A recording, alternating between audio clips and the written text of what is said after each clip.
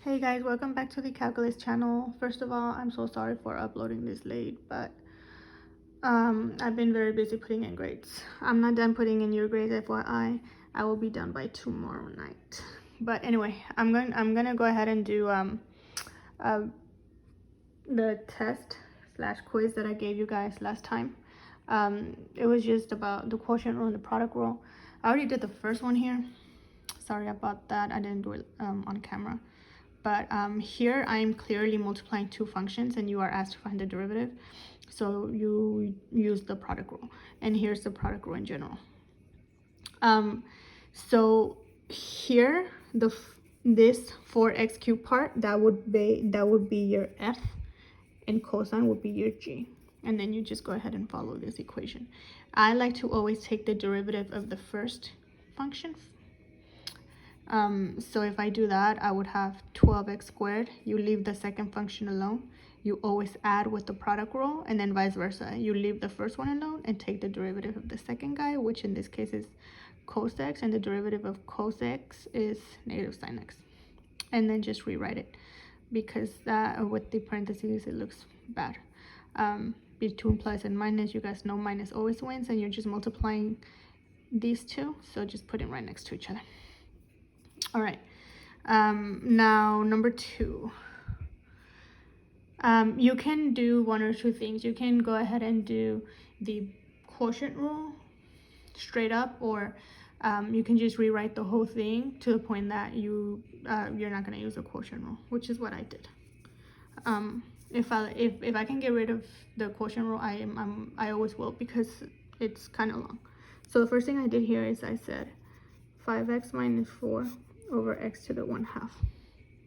Remember, as soon as you see a root of any kind, please get rid of it and rewrite it with the exponent as a fraction. So then I broke them up. So I said 5x over x to the 1/2 minus 4 over x to the 1/2. And then I can go ahead and continue to rewrite here. This has an invisible 1 as an exponent, but let's make it 2 over 2, because common denominator here. You keep the base and you subtract the exponents because you are dividing. So I would have 5x to the 1/2 minus 4x to the negative 1/2. I just moved the x to the 1/2 up to the numerator. So I have to make the exponent negative now. So at that point, I don't have to use the quotient rule anymore. I'm just gonna go ahead and take the derivative. There's a constant, leave it alone. Bring the 1/2 to the front. X, subtract 1 from the exponent, so I would have that. Same thing here. 1 minus, or sorry, negative 1/2 minus 1, negative 3 over 2. Rewrite it. So I would have 5 over 2 x to the 1/2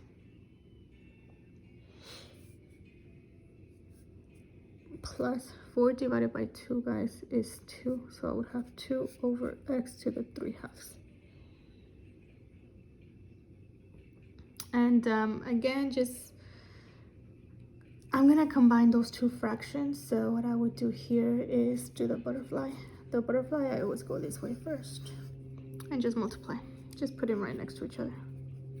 Always keep the sign in the middle and then go the other way. 2 times 2 is 4, and then the x to the 1/2, don't forget it, over your two denominators multiplied. So it will be 2.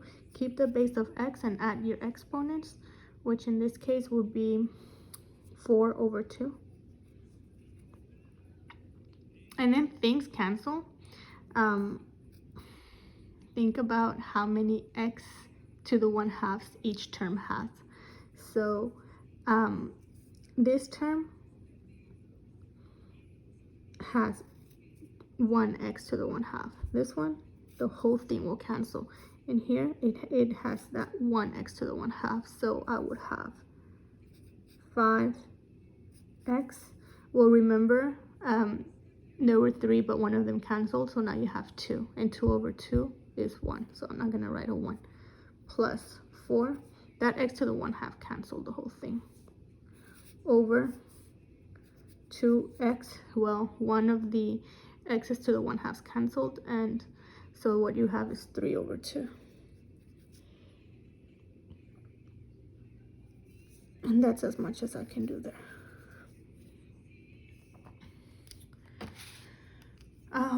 Okay, number 3.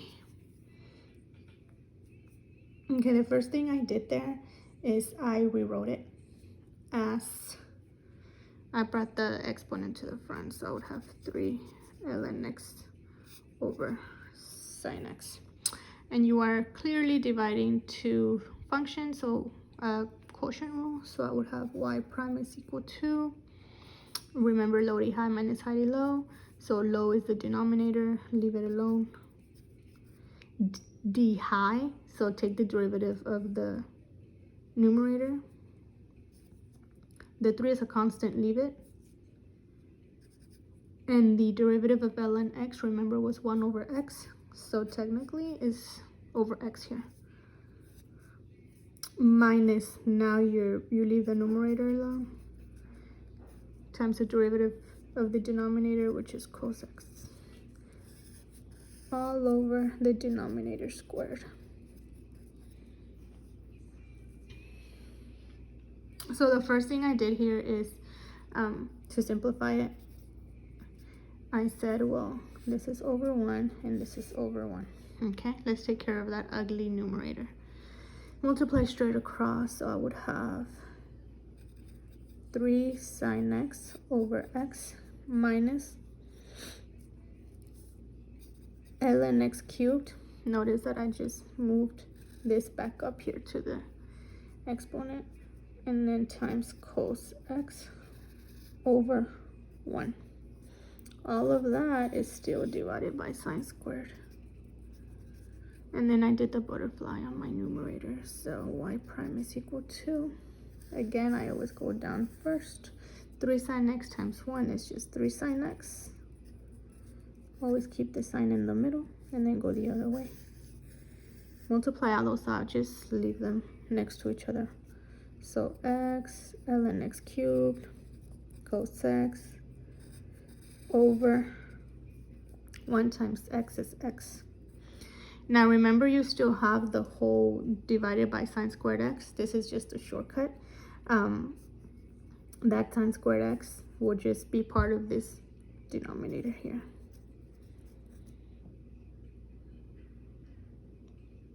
And that's as much as what I can do there. I have no space to show you how that works, but you can go ahead and do it.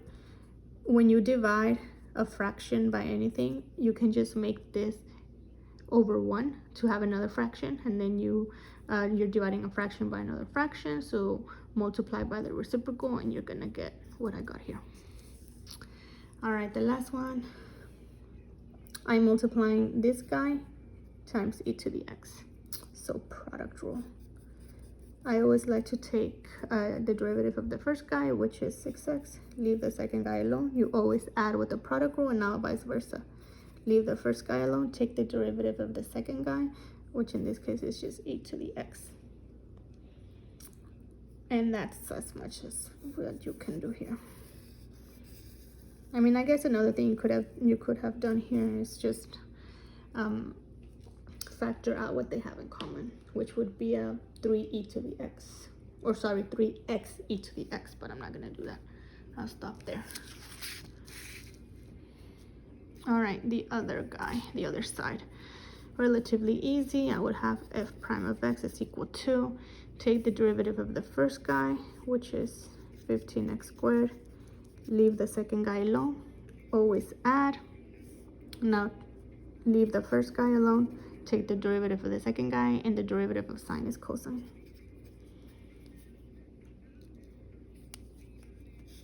And that's my answer. Okay, I'm gonna do the same thing with this one as I did with this one. I'm not gonna use the quotient rule.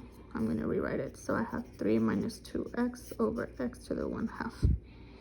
and then break them up. So I would have 3x to the negative a half minus, all right, remember this has an exponent of an invisible one, but I'm just gonna make it 2 over 2 to have a common denominator, and you are dividing, so subtract the exponents. So you would have 2x to the 1/2.